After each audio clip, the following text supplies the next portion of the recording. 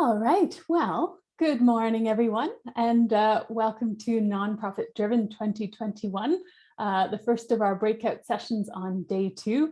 I hope you all enjoyed the plenary. I know it was a really meaningful discussion, and I'm looking forward to hearing the discussions that come from that afterwards.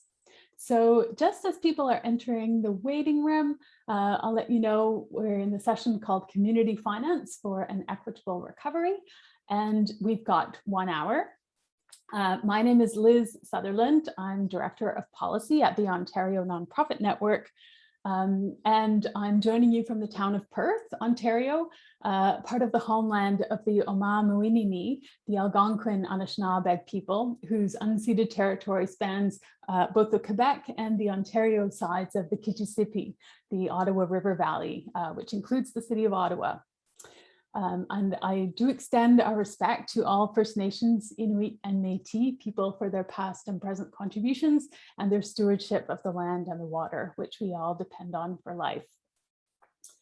So our session, Community Finance for an Equitable Recovery, is the continuation of a conversation that we've been having for some time now. I think it was at our 2017 conference where we had a panel discussion to talk about this thing called social finance and the federal social innovation, social finance strategy. We also had a side meeting that year of the Ontario Social Economy Roundtable, which is the network of social enterprise intermediaries and a way for the cooperative movement and the nonprofit social enterprise ecosystem to coordinate. A couple of years later, CEDNET, the Canadian Community Economic Development Network, led an initiative that many of us around this virtual table participated in called Getting Ontario Ready for the Social Finance Fund.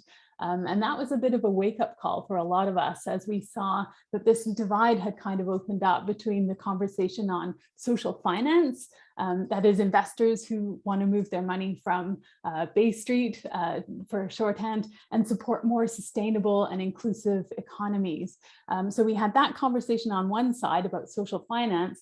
And on the other side, we had a lot of small nonprofits and cooperatives that were either starving for investment cash and unable to grow, or else a bit leery of the idea of loan financing, social finance, leaving possibly a lot of money on the table. So this past year with the pandemic, we've seen a lot of attention to how we can build back better. And there's a growing realization that nonprofit and cooperative enterprise could play a bigger part in a more just economy. We saw concern for what happens, for example, at for-profit long-term care homes and the importance of nonprofit service delivery.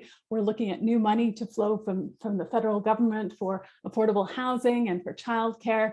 And will that be nonprofit and cooperative or another opportunity for private equity to swoop in? So meanwhile, back at the ranch, the federal government had spent the first slice of the Investment Readiness Fund, and that was $50 million in grant money, that is non-repayable finance, to help nonprofits, cooperatives, and social purpose businesses get ready for the repayable loan money that would soon flow from the $755 million social finance fund. And so that investment readiness program supported some really interesting projects, some of which we're going to talk about today. So running through all of this is the question of equity and inclusion and how we can make sure that investment money, social finance for nonprofits and cooperatives is invested in a way that supports Indigenous communities, Black-led enterprises, women-led enterprises, and other social enterprises led by racialized people. We know from the Foundation for Black Communities that grant money is far from equitably distributed. So what do we need to do now to make sure that repayable investment money or social finance does a better job? And who decides and how? So all that is to say that we're interested in discussing how we as a network, as a movement for the social economy, can ensure that investor-driven financing is accessible to the women majority nonprofit sector, as well as Black, Indigenous, and racialized communities, both in terms of the federal social finance funds, as well as what other investors are putting on the table. And so that, I'll introduce our panelists in reverse speaking order. I'll start with James Chan, who works with people, places, and partnerships to foster civic participation, promote equitable urbanism, and grow our social economy. He's currently the manager of Verge Capital, which is a community-led partnership between a credit union, community foundation, and what I like to call none money, and of course, London, Ontario's anchor for the social economy pillar nonprofit network. James is also a member of London Community Foundation's Social Finance Committee. Today, he's going to talk about the work of the Catalyst Community Investment Initiative in building a network of place-based investment intermediaries in Ontario communities. I'll let James say hi, and then I'll introduce Victor. Morning, everybody. Great to be here, and thanks for the intro, Liz. Thanks for joining us, James. I'm in reverse order here, so just a reminder. So before James speaks, we're going to have Victor Beausoleil. Victor is the Executive Director of SETSI, Social Economy Through Social Innovation, a coalition dedicated to the development of a diverse and inclusive social economy, as well as social finance, cooperative, and impact investment systems. Victor always introduces himself first as a husband and father, which I appreciate. And as you can see from his bio in the conference platform, he has such a long list of accomplishments that we're so grateful for all that he brings to this panel. But for our purposes today, Victor has been a real champion for Black-led enterprises, not just calling out the white-dominated field of social finance, but working with leaders in this space to bring racial justice and equity to the foreground. Victor's going to address what we call the demand side, that is organizations looking for investment, and he's going to discuss the importance of developing Black-led and other equity-focused intermediaries and what we call the supply side, that is the supply side of social finance. So welcome, thanks for joining us, Victor. Do you want to say hi? Yes, indeed. Thank you so much for that remarkable introduction, Liz. I appreciate it. Thank you. Thanks, Victor. And our third panelist is Rosalind Lockyer. Roz is Executive Director of Paro Center for Women's Enterprise, which is a nonprofit social enterprise that empowers women, strengthens small business, and promotes community economic development across Ontario, but I would add with really strong roots in the north, being based in Thunder Bay. So Roz has dedicated her life towards supporting gender equality and building sustainable livelihoods for women. And she's also co-founder of the Women's Economic Council of Canada. Roz is going to talk to us about what Paro has been up to in terms of their wildly successful women's peer lending circles and what else they have in the works in the way of community finance. Now, Roz has to leave 15 minutes early, so if you have a question for Roz, it's best to put it in the chat early. Thank you so much for joining us today, Roz. Delighted to be here. It's so good to see 92 people registered. That's fantastic. Yes, thank you. Wonderful. Yes, thank you, Roz. And then our first panelist, who I'm going to give the floor to in a sec, is Edouard Sylvestre, who literally grew up in the cooperative movement and the movement for inclusion for persons with disabilities in Montreal, and now works for the Conseil de la Coopération de l'Ontario, the Cooperation Council of Ontario, which supports the development of francophone and bilingual cooperatives and social enterprises with offices in, I think, now half a dozen locations around Ontario. Edouard is qualified as a securities broker, so he knows what he's talking about on the finance side. And he's also founded a nonprofit that tackles isolation for people with reduced mobility. And Edward is going to be setting the stage for us today and providing a bit of an overview of community finance in Ontario, because he's actually just finished a report on it, which is going to be out very soon. And so this gives us a little bit of a teaser of his report on community finance. So with that, Edouard, I'm going to hand the floor over to you to give an overview. Welcome. Thank you. Thank you very much for having me, and thanks for the introduction. So I'm going to start off and hope for the best. So as you said, as you mentioned, I did finish a report that's going to be out soon. And so I'm here to talk about community investment organizations. So with my securities background, it's been a year I'm at the CCO, and the first thing they handed to me was the community finance project, because they said, "You're good with finance. Let's give this project to this new guy who doesn't know a thing or almost nothing about like social finance, because it's a whole world." So for those of you that are not familiar with community investment organizations, they're defined as community-owned and controlled support system for community and economic development that will mobilize local investment, and usually from individuals, so primarily non-accredited investors. So so people like you and me, retail investors that are putting a little bit of money in their RRSPs and TFSAs. So as you mentioned, the federal government is preparing to roll out its social finance fund in 2022. In 2018, the federal government announced an investment of 805 million as the first step of towards social innovation and social finance strategy in Canada. So one part of the strategy was to launch the fund through a wholesaler. So what's the wholesaler? A wholesaler's job is to provide capital strategically to intermediaries who will then invest the money in social purpose organizations, which can be co-ops, nonprofits, or social purpose businesses. So in finance, it's called a fund of fund. So the strength of this kind of wholesaler model is resides in the diversification and lower risk, but the downside is also lower return and higher fees. So that's the kind of the model that the government chose, and it is not a bad thing in my opinion, because you need to diversify in social finance, that's for sure.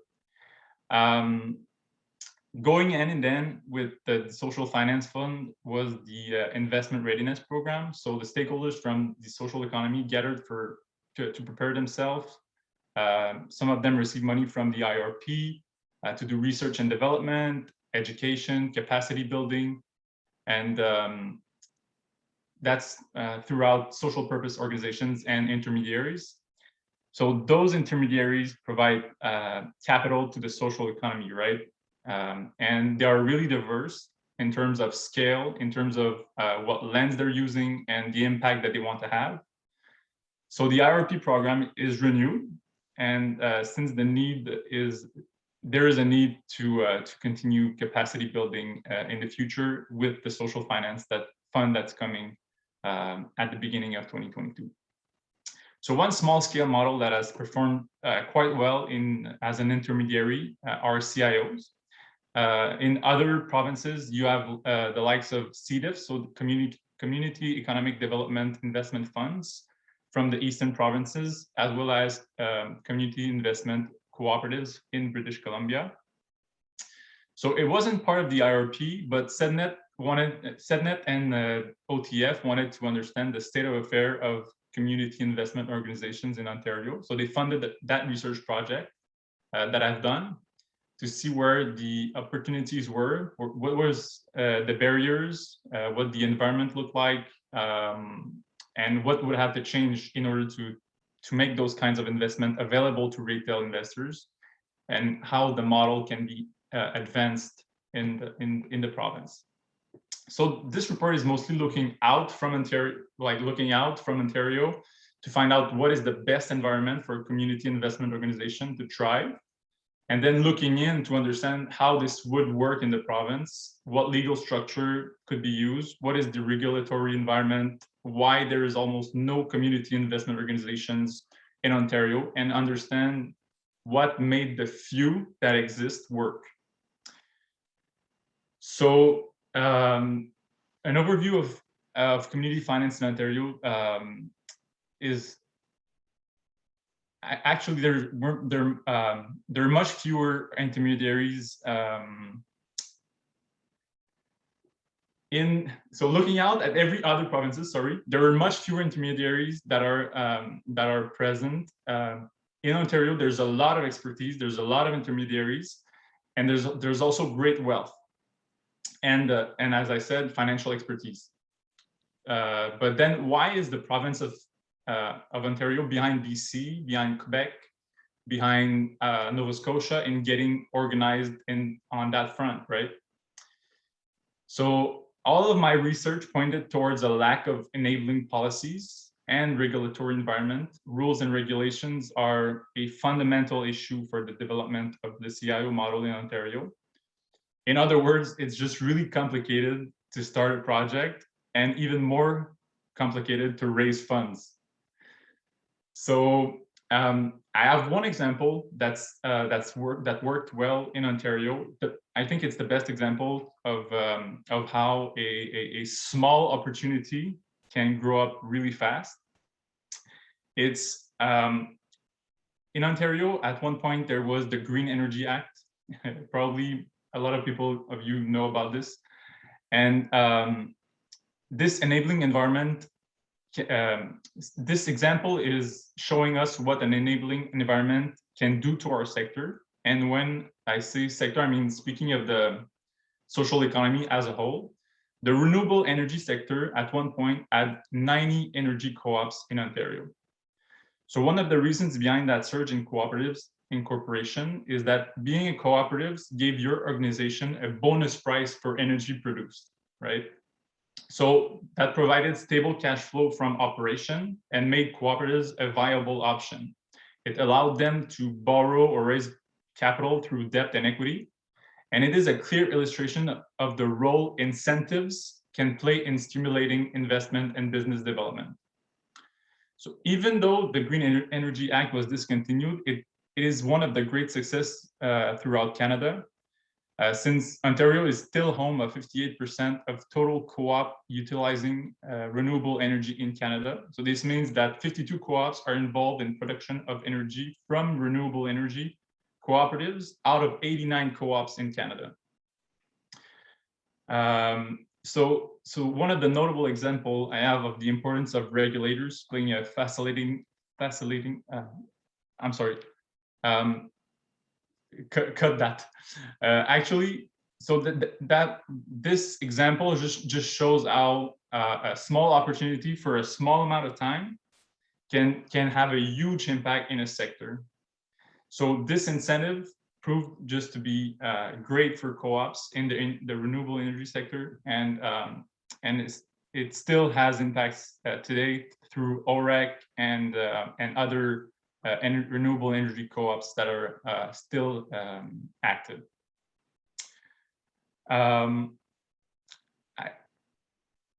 So am I in time, or Liz, can you? We should probably move on in a minute, but if you want to have another couple of minutes, that's fine. Yeah. If you. Oh no, actually, I was just one thing I wanted to speak about was just Eva, like the co-op sector and social economy sector. Even though you can have community finance as a small scale, I think Ra's gonna talk about the scale in a minute, and I think. You can dream big, and even in a small town, you can dream big. So that's that. I'm gonna let Roz with that statement. Okay, thank you so much, Edouard. That's great. And if folks have questions for Edouard, please do pop them in the chat, and we'll make sure we get to them. But with that, yes, over to you, Roz. Good morning. Very interesting, Edouard. I think it is time for us in Ontario to start thinking big, but thinking big sometimes can be frightening. So we have to, what I'm going to do is try to balance a little bit and give more experience, I guess, in doing that and how it works, because it's not something that we should shy away from, and there's ways to do it. So for example, now that we have the Social Finance Fund on the horizon, it's time, I think, for people and organizations to get together. That is step one to me, is, getting the key people, the leaders in your community and your organization in the province together, and realize that this is not competition time. This is about tackling the issues that need to be challenged and doing it together, because in the end we will all benefit. So that's very important. So to do that, we have to make sure we look at what is working now and how and why did the things that we've done in the past work? We also can look at why they didn't work, but this is now time for solutions. So hopefully the Social Finance Fund will be like Edward was talking about earlier about the other policies in the green sector. Hopefully this will be our gate to move through, to move forward in this sector. And looking at rural, for example, and Liz mentioned this quickly, I think it's time for not-for-profits, cooperatives, and communities to get together and tackle some of the big issues, as well as thinking big to do it. So, for example, COVID has helped us a little bit in this way because we can identify the needs, and the needs are key. And I'll say it again, always with social enterprise, you have to focus on the needs, not what's trendy, because what's trendy will move along, but the needs will, you know, if there are real needs in the community, they will be there, and that will help you be sustainable over time.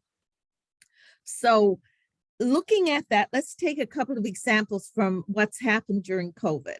So for example, it was shown very clearly to the public at large. And that's important because we're working in communities and the public needs to see what we're doing as being valuable. So the public could see that the for-profit long-term care homes had problems, and problems that might have been caused by the fact that they were for-profit. Whereas research has showed that the not-for-profit, most of the not-for-profit or even public funded long-term care homes, the people fared better during COVID. We have to look after our seniors. That is the need, right? Need long-term care homes, looking after our seniors in a good way. So that's a big need that we, you know, communities and organizations can come together and put together a not-for-profit social enterprise to provide long-term care in their communities, or they can buy up some of the for-profit long-term care homes to carry on and improve them, putting the people first, putting the need first and not the profit first, because that's what social enterprise is all about. So we have lots of examples of that. So we can look to those and say, how did they do it? Why did they do it? And what made them sustainable and successful? So that's the how-to as far as I'm concerned. We also, during COVID, could see that women didn't fare as well during COVID as did the male counterparts. And a big part of that was childcare. And childcare is important for all people in society, but often it's the women, it's on the women's shoulders in a bigger way than it is for others. If we don't have good childcare and good elder care, our economy won't move forward in the way that it could flourish if we had better childcare and better long-term care for our seniors. So there again, we have two obvious needs that could possibly be improved through nonprofit big projects. Yes, when we do childcare. If you look at the Learning Enrichment Foundation in Toronto area, they have quite a few childcare organizations that have been flourishing for years. So there you could tap on their shoulders and see how they do it. There's also housing, the housing sector, and that was an issue that came up often during COVID. And we could look to the YWCA and see what they've done with their senior housing and Indigenous housing in the Toronto area as well. Just because they're in Toronto doesn't mean that you can't learn from them. That's something I noticed last night on the news, last night on the National. Rick Mercer was talking about the fact that he saw a divide between rural and urban. We can't be divided. We have to find solutions together. Different countries, different cultures, different people, that should be the enrichment of what we do. Looking at the differences, learning from each other, whether it's rural or urban or different cultures, we need to get our heads together and support each other. So the need, if the need is huge, if the need is right, it will be ongoing and it will be sustainable. That's what happens. If you don't have the need right, it's just a trendy thing. It's going to peter out and you can forget it. Paro has been doing social enterprise since 1995. And we started with a social enterprise model that might not have appeared big. We were setting up peer lending circles of small groups of women coming together to support each other and getting what supports they needed to grow their business. We framed the peer circle model for those women who were most vulnerable. So therefore, people looked at us and said, that's not going to work. You know, it was a normal reaction because they just felt, well, you know, banks won't fund these women. You're not going to make this work. They won't pay their loans, etc. But again, the need was there. And how did we know we had the need was there? We talked to the women. And number one on their list of needs was access to credit, access to money to start and grow their business. And also, they talked about they had a need for networking and mentoring and peer support, and they had a need for training. So that framed what Paro was going to do. We started small with 1, 2, I think we had 5 circles, peer lending circles in the first year. Today, we have 180 plus. So we've been operating since 1995. And people have written that we're the largest peer lending circle network for women in North America. So I didn't think small when I started. People might have thought, well, these are small groups of women, about 7 women. You know, that's not thinking big.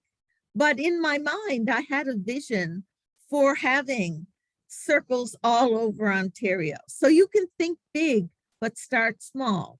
It's just having the vision and looking at what the needs are and checking in with those that you are working with, those that you're serving, to make sure that you are fulfilling their need. That's key, is that you're talking and working with and involving the people you are serving, if you want to call it serving, but I call it working together because I think it is about working together. So education is key, planning is key, support from organizations who know how to do these things and be successful and make it sustainable are always really important. It's always important as well to make sure you're serving those that are most vulnerable and making sure you look at the diversity of people that you're working with and not just targeting one group. And you have to be mindful of that, continuously mindful of that as you move along and grow. I think it's important to know that one of the ways, for example, the women are participating is they provide and gather and do fundraising for their emergency fund in case they have problems with their loans. That makes them a key participant. Needless to say, there's social finance investors as well, and they are the CFDCs and Alternative Savings Credit Union. So Alternative Savings just came on board about 3 years ago. So things can change as you go along. You have to be mindful of how you're going to continue to sustain and your organization, your social enterprise, but also be wary, not just to go with the trends, because and stay with your need and your values. Very, very important. I don't want to go on forever and ever. We're very holistic in the way that we do our social enterprise. So the women get grants and loans. They approve their grants and loans, but the board has to approve the process. They network with each other, they mentor each other, and we provide, the organization provides the one-on-one counseling and the training that they need. So it's very holistic though, in that we're also providing support through our partners, wraparound type supports that women need, like housing and support for domestic violence and childcare, etc. Mhm. So in closing, I find that we've had a really up and down kind of history in social enterprise. And I want to thank all the associates that are here today that have persevered in this sector, because now I think it's being recognized as being a valid way to solve some problems in our society. And it's a workable, viable, and practical type solution for so many things. And that I think is Absolutely. really important. Yeah. And I better ask you to wrap up. I'm sorry, Roz. I Sure. want to make sure we have time for the others. But I Yes. appreciate your comments and the way you incorporated the question of thinking big while keeping it local. So yeah, well, I we're can going to come back stop to there. that. That's fine. Okay, thank you. Thank you. And just a reminder that Roz has to leave at noon. So if you have a question for her, get it in the chat pronto. Thank you so much, Roz. And with that, I'm going to turn it over to Victor Beausoleil. Over to you, Victor. Wonderful. I'm gonna thank you so much, Roz, for your brilliance, and I'm gonna try and be as concise as possible. My contribution to this panel, I first want to begin by acknowledging the original stewards of the various lands we're on. I also want to acknowledge my ancestors, those who were kidnapped, enslaved, and subsequently toiled without compassion and compensation, those killed by police brutality and other forms of anti-Blackness. I also want to acknowledge my elders and community stalwarts, whose shoulders we stand on as we build, share, and learn together for our collective liberation and sovereignty. That's something that I practice whenever I attend the panel, because I think it's so important to ensure that I ground myself before I open my mouth, because in my culture, you actually have to ask permission to speak as a younger man to an elder. So with that being said, my name is Victor Beausoleil. I'm a husband and father of 4. I'm currently the executive director of SETC, which stands for Social Economy through Social Inclusion. And our work is predicated on all things that we conceive or perceive as social innovation. So social finance, social economy, social procurement, social acquisitions, the cooperative movement, and impact investing. And really building out a framework and pressing to create greater inclusion, diversity, equity, and access in these spaces.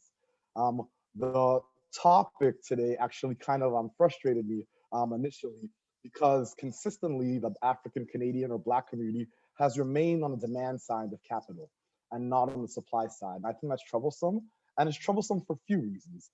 Primarily because there's so many precedents in Canadian history that speak specifically to what happens when folks galvanize and recognize a need, as Ross mentioned. So if you look at the rural communities, I think it's really important to recognize that they were mobilized and they organized their economic relationships and said, you know what, we're economic actors. And now there's over 250 community futures across the country.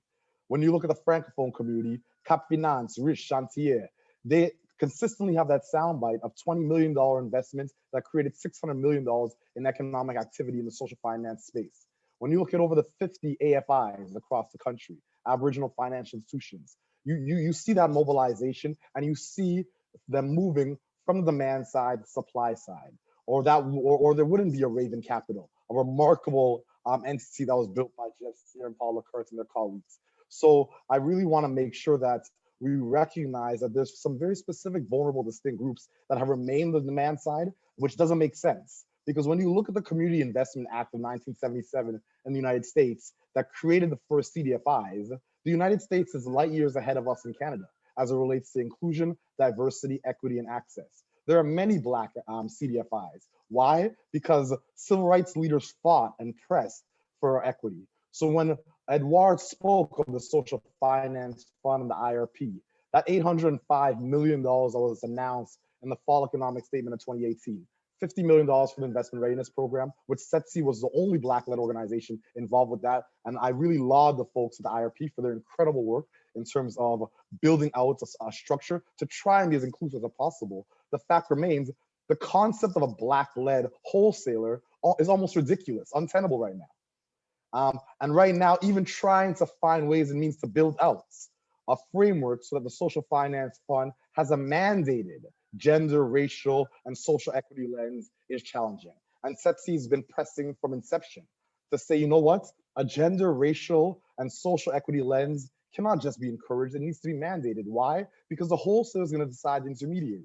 And if the intermediaries are not diverse, then guess what? Then so that catalytic capital is not going to make it to those Black, Indigenous, and racialized SPOs on the ground. I'm really excited about the potential of this ecosystem. I also wanted to mention a statement that one of my colleagues, Emmanuel Meles, one of my elders, mentions consistently. We should look around the rooms we occupy and notice not only who is there, but who isn't, and ask ourselves why. Who do we hire, promote, select for opportunities, recommend to our colleagues, or fund? And the reason why I bring that up is because I've sat in meetings associated with the Social Finance Fund, some of these opportunities, and these are very stratified, incestuous, homogeneous rooms. We need to find ways to make sure that when we're in spaces, we look to our left and look to our right and say, who is missing? And I love that quote that Elder Emmanuel brings up. And I'm really excited to ensure that not only can we build out a social finance ecosystem that has African Canadians and Indigenous and other racialized distinct groups on demand side, but we can play an active role on the supply side, because that's where generational wealth, community wealth actually stems from. And a lot of folks are very interested in the investing part of impact investing, but not so much the impact. A lot of folks are interested in the finance parts of social finance, but not really the social parts. When we look at the triple bottom line of people, planet, and profits, the people part is the problem. Which people are we talking about? When we look at the ESGs, we understand the environment and the governance, but which part of society are we talking about? So I know that I don't have much time yet because I just actually got a little message from the bottom, but I'm gonna leave you with this quote from Leela Watson. If you have come to help me, you're wasting your time. If you have come because your liberation is bound up with mine, then let us work together. Thank you so much, ONN and Liz, for your leadership. And I look forward to continuing to contribute and build. Thank you so much, Victor. Yeah, such important reflections for us to keep in mind as we're moving forward on our advocacy for an inclusive community finance and social finance ecosystem. Thank you. And with that, I hand it over to James Chan, our final panelist, who's going to build on the point that Victor alluded to around catalyzing capital. So over to you, James. Thanks so much, Liz. And thank you, Victor, Roz, and Edouard for laying out the landscape of this community finance kind of the scene in Ontario and where it stands today, and laying out kind of the issues, the opportunities, the needs, the gaps, and really kind of what we need to do better. As Liz mentioned earlier on, I'm with Verge Capital, which is a social finance program of Pillar Nonprofit Network. Pillar is based in London, that's where I live, but Verge Capital serves Southwestern Ontario. So we make loans and provide access to capital to social enterprises or social purpose organizations who are putting people on planet first. And we operate in Southwestern Ontario, so roughly kind of from Windsor all the way to the Hamilton, Niagara area. We've been around since 2015, and we make loans. We've done over 40 in this time, mobilized over $4 million of both philanthropic and investor money into our communities, into our local backyard, and doing a lot of the work that, again, you've heard from the other panelists. So we would be considered an intermediary, as Edouard kind of outlined, or Victor had outlined. We certainly see as part of our mandate to provide more equitable access to capital for social enterprises, social entrepreneurs, particularly from groups that Roz mentioned, groups that have been historically excluded from that access to capital, excluded from opportunities, economic opportunities and entrepreneurship. So women, newcomers, certainly Black and Indigenous entrepreneurs, LGBT and folks with disabilities. So we really see that as part of our mission and mandate to do things differently and to support our communities with that access to capital. What I wanted to share today, and hopefully you've got a good sense again from the rest of the panel on just the potential of community finance, right? And especially situated in a post-pandemic recovery, as Liz kind of outlined in the intro. But I want to go back to the point that Edward made at the very beginning. If you remember, he said, even though we've got a wealth of knowledge and capital and organizations here in Ontario, we're actually a little bit behind some of our provincial peers. If we look to BC, Quebec, and the maritime provinces, there are lots of examples in certain ways where they are a little bit ahead of us in terms of being organized, right? Edward said, having a more enabling policy environment, regulatory environment, that infrastructure, just making it easier to do these kinds of things. Whether you are a community organization that's trying to raise money for a project, for a social enterprise, it could be housing or childcare, like Roz said. It could be another community-owned business that is serving a local need. Or you might be something like Verge, right, where we raised a fund that does these kinds of investments. Or you could be, other types of organizations, whether it's, credit unions, community futures development corporations that have been mentioned, faith-based organizations that typically do a lot of both philanthropy, investing, and have physical, real estate assets that can benefit the community in different ways. So many different examples. But we are a bit fragmented here in Ontario, right? There's lots of great work happening, amazing work, but we're all kind of doing it in our own little corners. And especially for kind of really volunteer-driven grassroots groups, particularly in smaller communities, we're often doing it in a vacuum, right? We're kind of isolated. We're not quite fully connected or aware of what other things are happening in the province. And as a result, we're not achieving as much as we could if we had those stronger connections.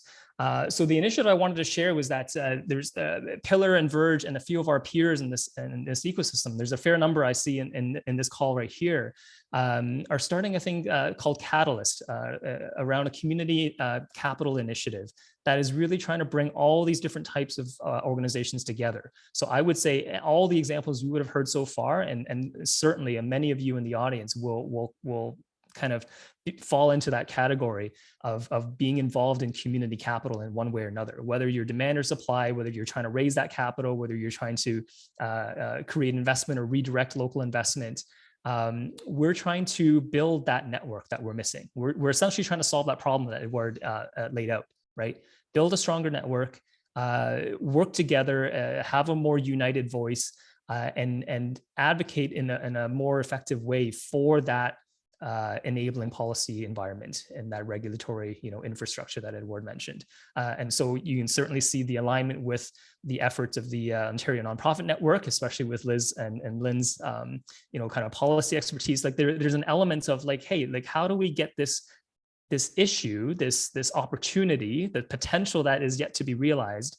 How do we get this on onto the radar of our provincial kind of politicians and policymakers?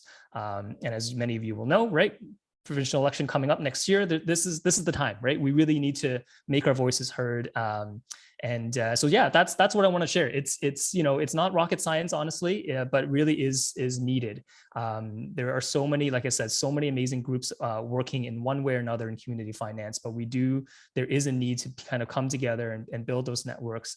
Everything from just simple, straightforward learning and sharing best practices, all the way to, again, kind of having a united voice for advocacy, and laying out kind of a concrete action plan that policymakers can understand and adopt and fight for on our behalf, how we can make it easier for our communities to do the things that you've heard from, right? How do we make it easier for communities to support themselves, to build that community resiliency, to really have a strong, healthy community economic development, and do it in a way that is just and equitable, and serving all corners of Ontario, right? And you've heard that it's as a former Torontonian, I know it's easy to kind of fall into that trap, right? And I used to work across the street from Queen's Park and just assume like, yeah, well, you know, everything's fine. But you know, there's lots of small communities. Certainly Northern Ontario and our corner, Southwestern Ontario, there's amazing things happening, and the needs are all the same, right? The needs that Roz laid out in terms of affordable housing, accessible childcare, and you know, access to local affordable healthy food, right? Like there's so many common needs in our communities, and there is definitely a role for social enterprise and community finance to play a role. So I would invite anybody who is interested or has, you know, an ability to kind of contribute or just to stay involved and engaged. Please keep an eye out. We're hoping to have more of public announcements soon. So I would encourage you to stay tuned to, you know, through whether it's Pillar or you know, perhaps ONN, if I can volunteer you to help us spread the word. Please make sure you're, you know, signed on to their newsletters and follow them on social media. But we hope to have kind of more to share soon, and would love to speak with you. We're kind of in that engagement and information gathering phase, the research phase right now. So if you are particularly kind of in that process of looking to raise funds, or again, just kind of in whatever your involvement is in community finance and community capital, we would love to hear from you and have you be part of this initiative. So I'll leave it there. Look forward to questions and the rest of this discussion. Thanks, Liz. Okay, thank you so much, James. Yeah, lots of food for thought there.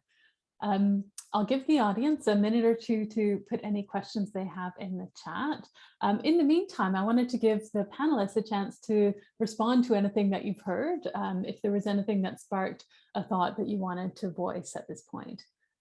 Otherwise, I do have a couple of questions.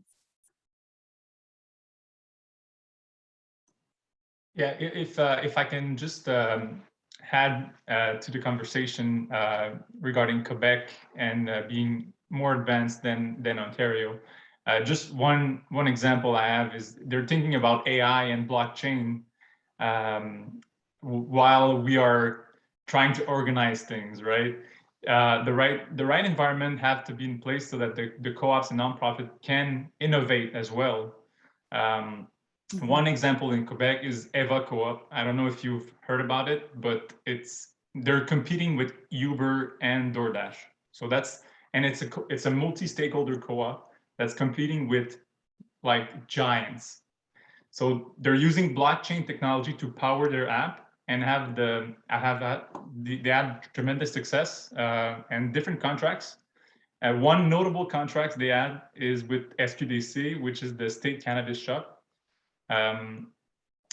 It feels like there's a problem with the black market, right?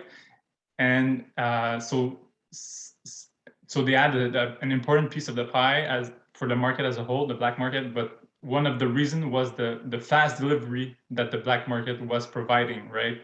So Eva Co-op provided the SQDC a tool to compete with the black market. So that's a great example of where it's at in the province of Quebec. Yeah, I'm not sure that's a really great example. Slip when you said black markets. I'm not sure there was a Freudian slip when you said black markets, but one of the greatest challenges in Quebec is the lack of diversity, inclusion, access of the African, Canadian, and Black community in the social finance ecosystem. So when you said black market, it just kind of, it tickled me a bit. Brought that home, yeah.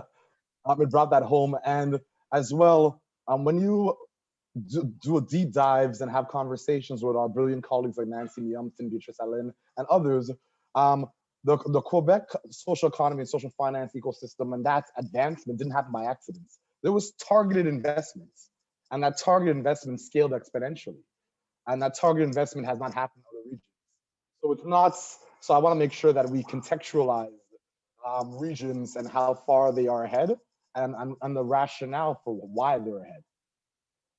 It's a great point. Yeah, we often, I feel jealous of the Quebec social economy often because they have such established and well-funded intermediaries, and the pension funds have invested in them, and they have really strong credit union movement, and that has enabled so much. And as Edouard say, that creates a fertile ground for nonprofits and cooperatives to actually take advantage of market opportunities when they see them, and use technology appropriately. So that's a great example. Oh, Victor, there we go. Edouard, can you pop in the chat the link to EVA Co-op? Would you mind? And if others have good examples, then please do the same. And Candice, who's moderating our chat, I'll get you to transfer them over to Feedloop.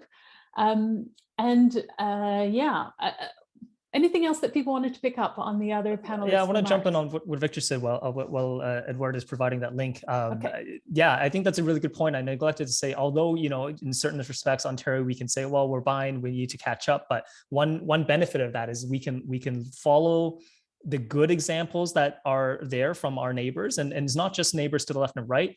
Victor mentioned the Community Reinvestment Act in the US.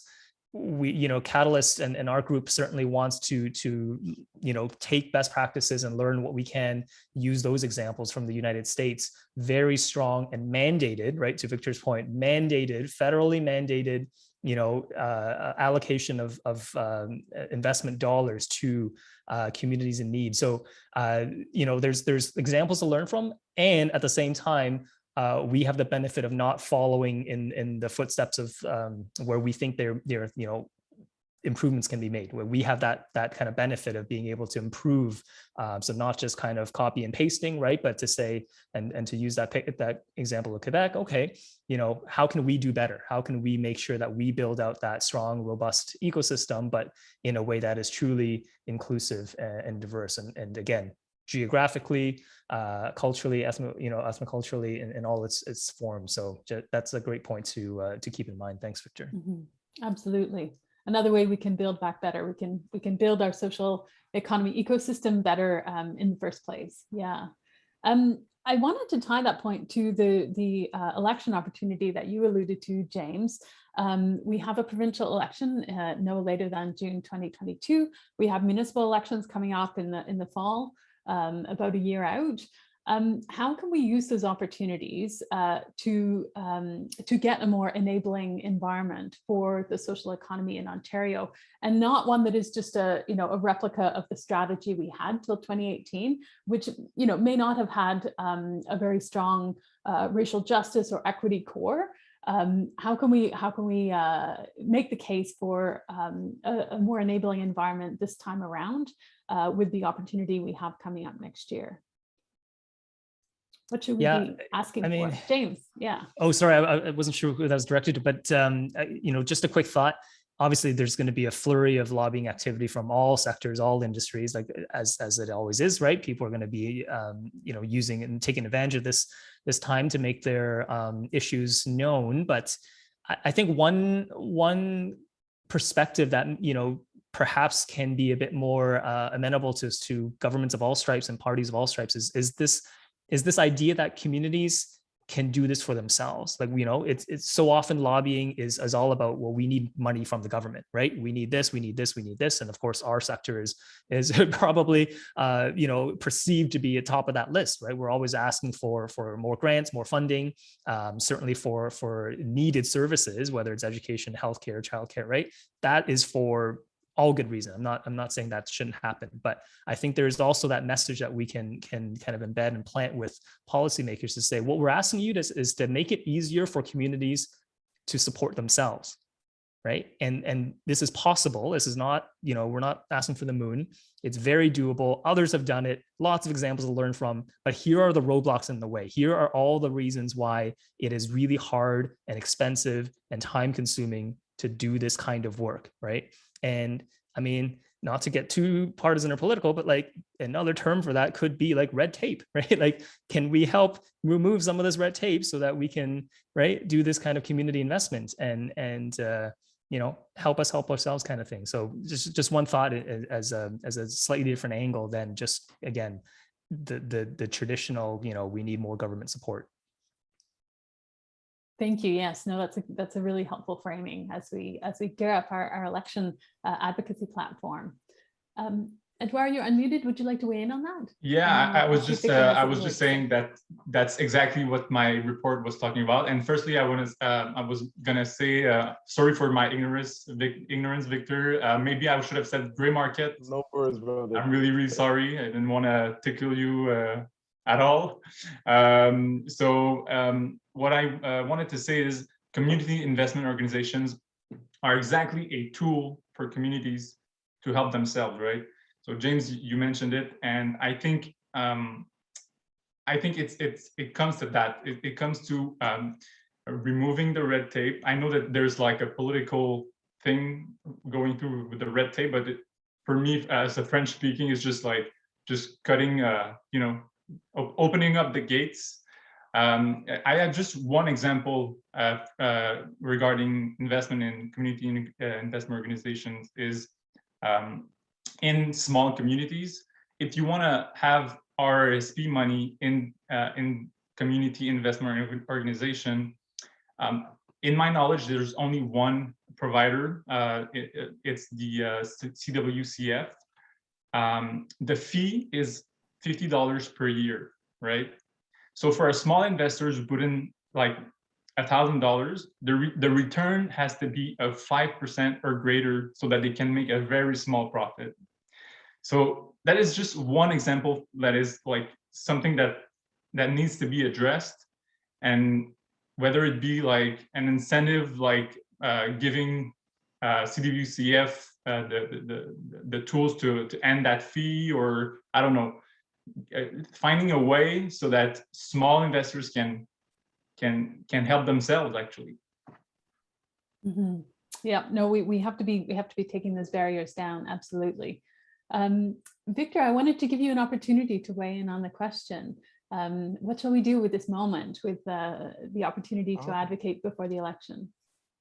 I go back to Yoruba proverb, fast alone or far together. My wife and I have been together for over 17 years. We have 4 children, and we could definitely, myself, my wife, and my eldest son could sprint off and leave our 8-year-old daughter, our youngest daughter, in our dust.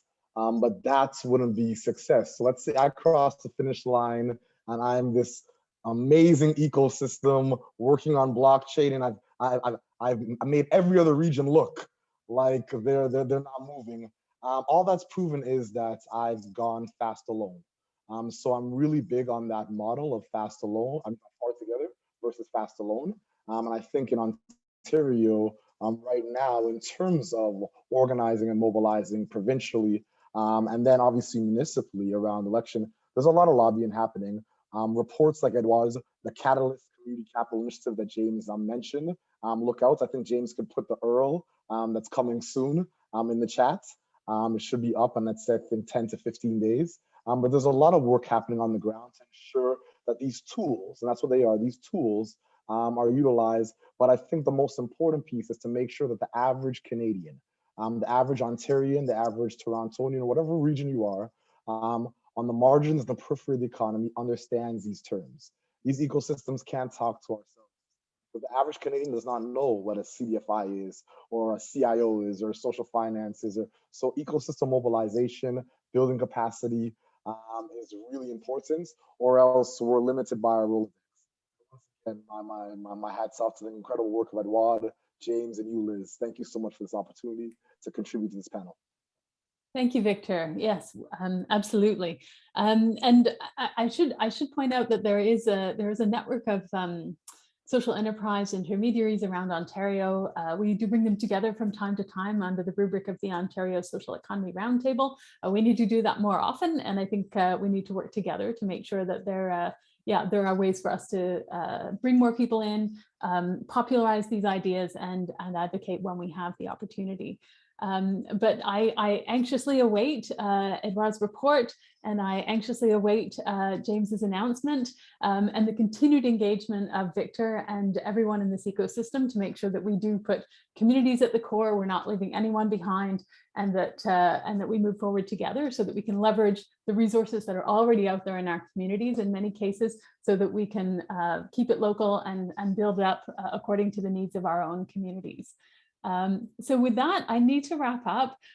So I would like to thank our panelists, James Chan of Verge Capital and Pillar, Edouard Silvestre of the Cooperation Council of Ontario, and Victor Beausoleil of CETSI for their tremendous work in this area and for taking the time to share their thoughts today. Thank you all for joining us. Take care, folks. Have a good lunch, and we'll see you back at the afternoon sessions. Thank you. Bye, everyone.